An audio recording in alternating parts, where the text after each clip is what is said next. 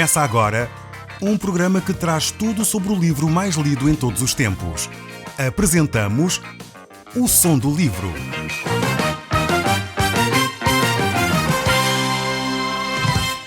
Seja muito bem-vindo. Neste podcast vai encontrar o livro mais conhecido e lido em todo o mundo. Vamos levá-lo numa viagem pela história da humanidade. Este é um audiolivro para si, para a sua família e sociedade em geral. Contextualização e comentários de Paulo Chaveiro. Nós no último programa estivemos a olhar para a escolha de quem iria substituir Judas no Colégio dos Apóstolos. No entanto, passamos de uma forma muito rápida sobre esta questão. Esta questão é extremamente importante e ao mesmo tempo controversa. A escolha foi feita entre dois homens que testemunharam a ressurreição de Cristo, condições necessárias e exigidas para que eles pudessem fazer parte deste colégio de apóstolos. Os dois candidatos que vimos anteriormente eram José Barsabás e Matias. Lançaram então sortes sobre eles e a sorte caiu sobre Matias, o qual foi posto então no lugar de Judas entre os 12. Para muitos estudiosos, a validade desta substituição era duvidosa, porque para eles o verdadeiro substituto de Judas no Colégio dos Apóstolos foi o apóstolo Paulo. Eu gostaria de lembrar que no caso da escolha de Matias, o Espírito Santo ainda não tinha sido atribuído à Igreja, podemos dizer assim. O dia de Pentecostes ainda não tinha acontecido. Pentecostes só aconteceu depois, o que nos leva a pensar que este processo provavelmente não foi tão dirigido por Deus como os apóstolos gostariam.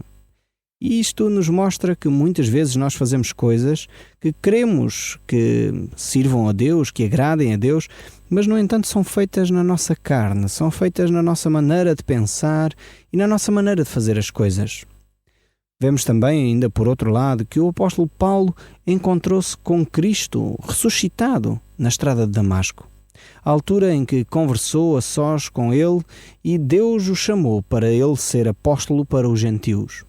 Vemos aqui que Deus tem de facto os seus caminhos e que nem sempre aquilo que nós pensamos é exatamente o mesmo desejo de Deus. Então isso deve nos fazer ter algum cuidado na forma como nós agimos, na forma como nós tomamos as nossas decisões. Devemos aguardar a orientação de Deus para podermos agir em conformidade com a vontade de Deus. Nós vamos então hoje entrar no segundo capítulo do livro dos Atos e vamos aqui encontrar um assunto extremamente importante, como o dia de Pentecostes, a formação da Igreja. Jesus disse: "E sobre esta pedra edificarei a minha Igreja." Jesus estava a falar acerca dele próprio e Jesus estava a mostrar que a sua igreja iria ser edificada sobre a pessoa de Cristo, o Messias prometido. O tempo futuro no verbo indica que mais tarde, depois do tempo de Jesus na terra, é que a igreja seria edificada. Até aqui a igreja, podemos dizer assim, não existia. Jesus disse aos seus discípulos: "Ficai em Jerusalém, até que do alto sejais revestidos de poder. E recebereis o poder ao descer sobre vós o Espírito Santo, e sereis minhas testemunhas." A partir do dia de Pentecostes, nós vamos ver que claramente então este assunto é estabelecido. A Igreja toma o seu início. Os crentes começam a trabalhar e a testemunhar pela ação e pelo poder de Deus. É por essa razão que nós queremos que a Igreja só foi estabelecida após o dia de Pentecostes, ou seja, com a descida do Espírito Santo, que inaugurou, podemos dizer assim, um novo período na relação entre Deus e o homem. O Espírito Santo então vem habitar com os seres humanos. Deus desce até os seres humanos e sela cada cristão, convive com ele, orienta, relembra os ensinamentos de Jesus Cristo, consola o seu coração. Esta será a missão do Espírito Santo em cada um de nós. Mas vamos antes olhar para o livro dos Atos. Vamos ler então o capítulo 2, verso 1 e 2. Se você tiver a sua Bíblia à mão, então eu recomendo que a abra agora mesmo no livro dos Atos, capítulo 2. E diz assim o texto bíblico: "Chegou o dia de Pentecostes, estando os crentes reunidos naquele dia." O Pentecostes aqui acontece 50 dias depois da festa das primícias. Esta festa fala acerca da ressurreição de Cristo. As primícias quer dizer que é os primeiros frutos. E realmente Cristo foi o primeiro a ressuscitar de entre os mortos com um corpo glorificado. Nós, os que cremos nele, ressuscitaremos também e seremos juntos com Jesus nos ares, como diz as Escrituras. Vemos que a festa de Pentecostes acontece então 50 dias depois deste período, juntamente com a Páscoa. Eram festas extremamente importantes para os judeus, mas que trazem um novo significado para nós cristãos. Esta festa de Pentecostes já acontecia antes, era uma festa que os judeus celebravam também. Mas aqui nós vamos celebrar o Pentecostes com um novo sentido. E esse sentido é o derramamento do Espírito Santo sobre os seres humanos, sobre os cristãos, aqueles que aceitaram a obra e o sacrifício de Jesus Cristo. É um dos maiores acontecimentos da história da humanidade. O próprio Deus agora habita no homem, sela o cristão, para que ele tenha essa relação especial com Deus. Isso acontece de facto através da obra de Jesus Cristo, com o facto dele ter subido aos céus e ter enviado então o Espírito Santo para habitar em nós. Os crentes então hoje têm esse relacionamento com Deus e aí é inaugurado, digamos assim, a Igreja, essa assembleia, esse grupo de pessoas que se relacionam com o próprio Deus de uma forma toda ela especial. Esse é o tempo especial de Deus para a humanidade. Podemos ver que o Espírito Santo de Deus conduziu o apóstolo Paulo também a escrever alguns textos mais fantásticos que as Escrituras têm. E diz um deles, por exemplo, se alguém não tem o Espírito de Deus, esse tal não é de Deus. Ou seja, este período é tão marcante, é tão diferente de tudo aquilo que a humanidade já experimentou, que aquele que não tem esse Espírito de Deus em si próprio, então não é de Deus. Isto é algo extremamente importante. E leva-nos, como é óbvio, a uma pergunta. Você tem já o Espírito de Deus? Já recebeu o Espírito Santo? Já tem esse novo relacionamento com Deus através da pessoa de Jesus Cristo? Quando nós nos relacionamos com Deus, quando nós confessamos o nosso pecado a Deus, reconhecemos que nós temos andado de costas voltadas para Deus, então a palavra de Deus nos mostra que nós temos esse privilégio de receber o Espírito Santo em nós. E quando o Espírito Santo de Deus desce sobre uma pessoa, então ele se torna cristão. Ele passa a ter esse relacionamento especial com Deus. E é por isso que o apóstolo Paulo diz o que diz. Se alguém não tem o Espírito de Deus, esse tal não é dele, não lhe pertence. Aqueles que têm esse Espírito de Deus, então, é porque já iniciaram essa relação com Deus e aceitaram a obra de Jesus Cristo na cruz, aquela obra que nos dá essa relação com Deus. A Igreja, então, é a comunhão dessas pessoas, é a unidade dessas pessoas que têm o Espírito Santo de Deus. A Igreja é o grupo de pessoas que se congrega, que tem um relacionamento especial com Deus e que é selada pelo Espírito Santo. Então esse é o grupo de pessoas que se relaciona com Deus. O verso 2 aqui do livro dos Atos continua a dizer: ouviu-se subitamente nos céus um som semelhante a um ruído de um furacão, enchendo a casa onde se encontravam. Notamos aqui este sentido neste dia de Pentecostes. Aconteceu algo novo, algo que ainda nunca tinha acontecido. Houve um ruído tremendo na casa onde as 120 pessoas que se congregavam para orar estavam. E então Deus se vai manifestar a estes seus filhos, a este grupo de pessoas que ali estava para orar, porque Jesus Cristo tinha partido. E as pessoas estavam a obedecer à voz de Jesus Cristo de aguardar na cidade, esperar até que do alto fossem revestidos de poder. Então, como eles estavam a aguardar, acontece este episódio. Eles estão naquele cenáculo, naquela casa, estão ali a orar. E de repente, então, começa-se a ouvir um som, um ruído tremendo que de súbito desce dos céus. E aparece também como que línguas de fogo à volta deles. Então é interessante ver que Deus vai usar duas formas, dois sentidos dos seres humanos para se revelar. Ele vai usar a audição e vai usar também a visão. O verso 3 diz: apareceram então como que línguas de fogo que pousaram sobre as suas cabeças.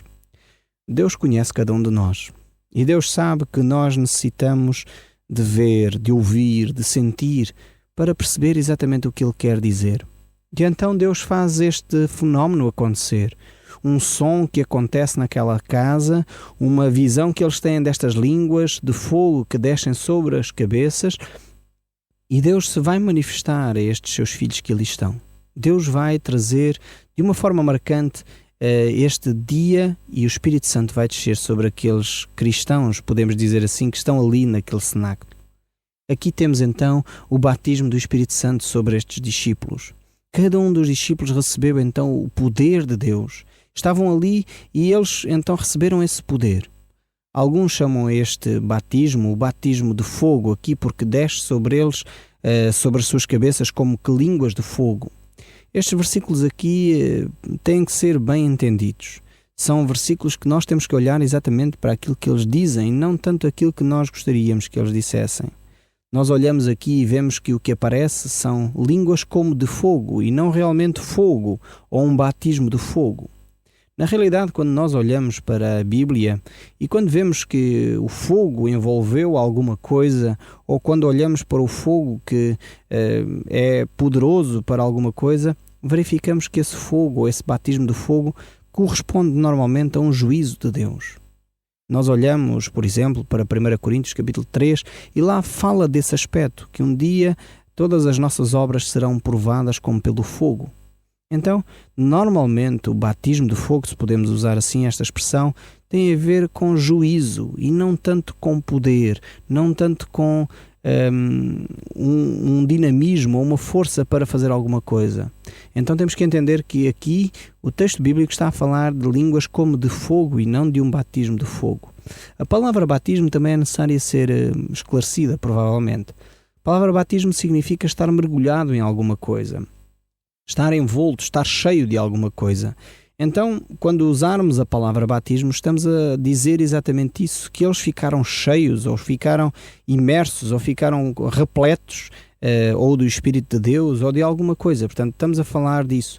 É por isso que é necessário entendermos, às vezes, as palavras que nós usamos.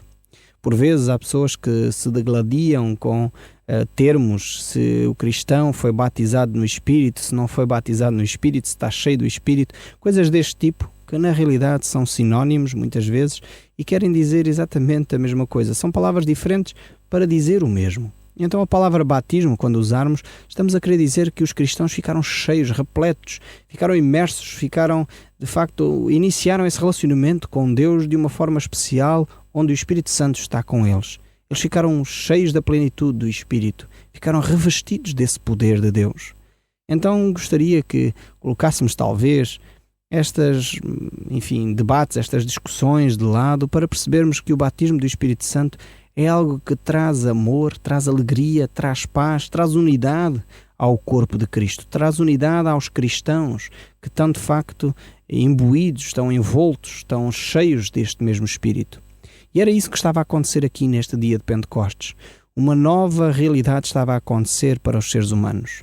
Mas continuando a ler, o verso 4 diz: "E todos os presentes ficaram cheios do Espírito Santo. Começaram a falar línguas que desconheciam, pois o Espírito Santo deu-lhes esse poder." Vemos aqui que o Espírito Santo foi dado a estes discípulos, a estes apóstolos, com um propósito. E esse propósito é cumprir a promessa do Pai. Deus deu uma missão aos discípulos. Jesus Cristo tinha dado essa missão aos seus discípulos, que era ir por todo o mundo. E vemos também, neste mesmo livro dos Atos, já estudámos esse texto, que o Espírito Santo foi dado com poder para eles serem testemunhas dos acontecimentos que eles haviam visto. Ou seja, para serem testemunhas de Jesus Cristo. E agora, finalmente esse momento chega. O Espírito Santo desce sobre os discípulos para que eles sejam poderosas testemunhas daquilo que Jesus Cristo fez. Depois do dia de Pentecostes, Deus passou a habitar no coração de cada um, daqueles que aceitam a obra e o sacrifício de Jesus Cristo. Isso é o que o Espírito Santo faz ainda hoje. Aqueles que reconhecem os seus pecados, que aceitam Jesus como seu Senhor e Salvador, a promessa de Deus é que o Espírito Santo nos vem assistir para que nós, ainda hoje, possamos ser testemunhas poderosas dos feitos e dos atos de Cristo na nossa vida. Vemos aqui que eles foram cheios do Espírito Santo e começaram a manifestar e a falar das grandezas de Deus em línguas que eles desconheciam. É interessante ver por que razão Deus fez isto aqui. E nós vamos ver certamente ainda estes textos bíblicos, que o Espírito Santo, quando é dado, normalmente ele vai trazer e vai dar características que nós habitualmente não temos. A isso chamamos de dons. Essas palavras, dons espirituais, Deus concede aos homens para que eles possam desempenhar uma função na Igreja, no corpo de Cristo. Mas é necessário que cada um de nós viva esses dons com um caráter cristão semelhante ao de Jesus Cristo. É por isso que o apóstolo Paulo mais uma vez nos diz: não vos embriagueis com o vinho no qual há dissolução, mas enchei-vos do Espírito. Aqueles que estão cheios do Espírito podem então viver e ter um caráter semelhante ao do Cristo. E como é que é esse caráter? É um caráter de compreensão. É um caráter baseado no amor. É um caráter baseado no amor ao próximo e no amor a Deus. É alguém que se preocupa com os outros. É alguém que é brando. A palavra de Deus, no livro dos Gálatas, no capítulo 5, no verso 20 em diante, ele fala acerca do fruto do Espírito, que é amor, paz, longanimidade, benignidade, mansidão, domínio próprio. E contra estas coisas não há lei, diz a palavra de Deus. Então nós devemos viver debaixo da ação de Deus. Quando alguém está cheio do Espírito, ele deve manifestar os frutos ou o fruto do Espírito Santo. E isso tem de ser manifesto no nosso relacionamento. Infelizmente, tenho visto vezes demais pessoas que se dizem cristãos, mas na sua vida, na sua conduta, não revelam amor, não revelam compaixão, não revelam compreensão pelos mais fracos, não revelam uma atitude compassiva de proximidade com os outros, mas, no entanto, dizem-se cristãos. Alguns dizem até estar cheios do Espírito, no entanto, a sua vida não reflete o caráter de Jesus Cristo. É necessário que nós possamos deixar Deus trabalhar no nosso ser, porque muitas vezes nós podemos limitar a ação de Deus na nossa vida. Ou seja, a ação do Espírito Santo muitas vezes é limitada quando nós não permitimos que Deus trabalhe nesta ou naquela área da nossa vida. Quando nós vivemos em pecado, quando nós desobedecemos às orientações de Deus, então o Espírito Santo se entristece, fica limitado na sua ação. Isto é porque Deus nos deu o livre-arbítrio, nos deu a liberdade de escolha. Deus não nos força a dar passos que nós não queremos. E a ação do Espírito Santo em nós é dessa forma limitada. Por vezes é triste que nós o limitemos dessa maneira, mas ao mesmo tempo é a única forma do cristão ter a liberdade. A questão não está tanto em nós termos mais do Espírito de Deus, mas está em o Espírito de Deus ter mais espaço em nós. Ou seja, quanto mais nós entregamos o nosso coração, a nossa mente, o nosso corpo, as nossas ações no altar de Deus, mais Deus trabalha através de nós, mais Deus trabalha em nós. E foi exatamente isso que aconteceu na igreja primitiva. A igreja estava cheia do poder de Deus. E de outra forma, seria impossível eles terem feito a grandiosa obra que fizeram em todo o Império Romano. Deus agiu através daqueles homens e mulheres porque eles se dispuseram nas mãos de Deus. Quiseram ser usados por Deus e Deus assim os usou. E esse processo de relacionamento de Deus com o homem foi realmente alterado neste dia de Pentecostes. Mas era exatamente isso que Jesus já tinha dito àquela mulher samaritana lá junto ao poço, em João capítulo 4, quando ele disse: aquele, porém, que beber da água que eu lhe der, nunca mais terá sede para sempre. Pelo contrário, a água que eu lhe der será nele uma fonte a jorrar para a vida eterna. E diz ainda mais: quem crer em mim, como diz as Escrituras, do seu interior fluirão rios de água viva. Isso ele disse a respeito do Espírito que havia de receber os que nele crescem, pois o Espírito até esse momento não fora dado, porque Jesus ainda não tinha sido glorificado. Nós vemos aqui como a ação do Espírito Santo está realmente ligada à ação de próprio Jesus Cristo. Ou seja, como Cristo não tinha sido glorificado, o Espírito Santo ainda não tinha sido derramado sobre a humanidade. Ou seja, foi a morte e a ressurreição de Jesus Cristo e a sua ascensão ao céu que disponibilizou o Espírito Santo para chegar à humanidade. Se podemos usar esta linguagem assim, esta terminologia, ainda que eu sei que talvez não é a mais correta, mas é talvez uma forma mais simples de nós entendermos o que aconteceu. Sem que a obra de Jesus Cristo tivesse sido consumada, o Espírito Santo não teria descido até à humanidade. Mas voltando aqui ao capítulo 2, no verso 5, diz assim: ora, encontravam-se naquele dia em Jerusalém, para assistir às celebrações religiosas, muitos judeus piedosos, vindo de diversas nações. Vemos aqui que este dia de Pentecostes era uma festa extremamente importante para os judeus, que estavam ali todos praticamente reunidos, vindo das diferentes partes do mundo romano, digamos assim, o mundo conhecido de então. Ao ouvir-se aquele ruído no céu por cima da casa, o povo ocorreu para ver o que se passava. e ficaram todos pasmados, ouvindo os discípulos falar nas suas próprias línguas. Como é que isto pode ser? Exclamaram. Estes homens são da Galileia, e afinal ouvimos-los falar em todas as línguas dos países onde nascemos. Estão aqui pardos, medos, elamitas, gente da Mesopotâmia, Judeia, Capadócia, Ponto, Ásia, Frígia, Panfília, Egito, das terras da Líbia, perto de Cirene, forasteiros de Roma, tanto judeus como convertidos ao judaísmo, até cretenses e árabes. Todos ouvimos estes homens contar nas nossas diferentes línguas os poderosos milagres de Deus. E ficaram ali pasmados, sem saber o que pensar, perguntando uns aos outros: o que é que isto quer dizer? Vemos aqui vários milagres juntos nesta declaração. O primeiro, algo inédito também, é que os judeus começaram a ouvir as maravilhas de Deus na sua própria língua.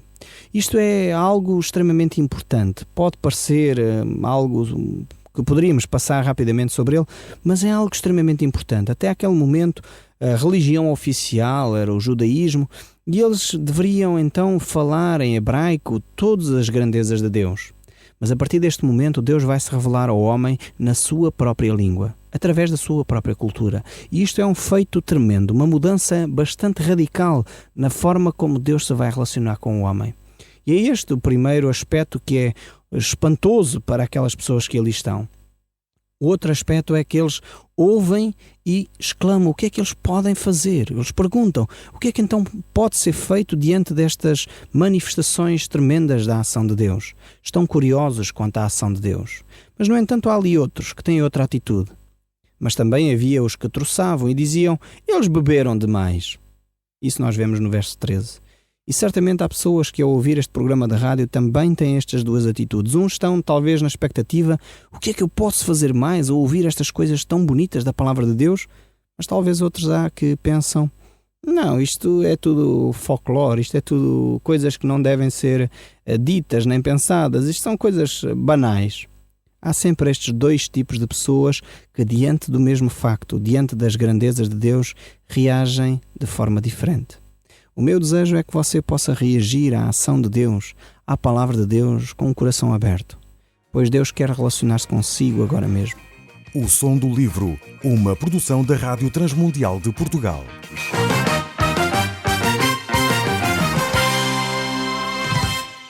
RTM. Conhece todos os nossos programas em rtmportugal.org. Uma produção da Rádio Transmundial de Portugal.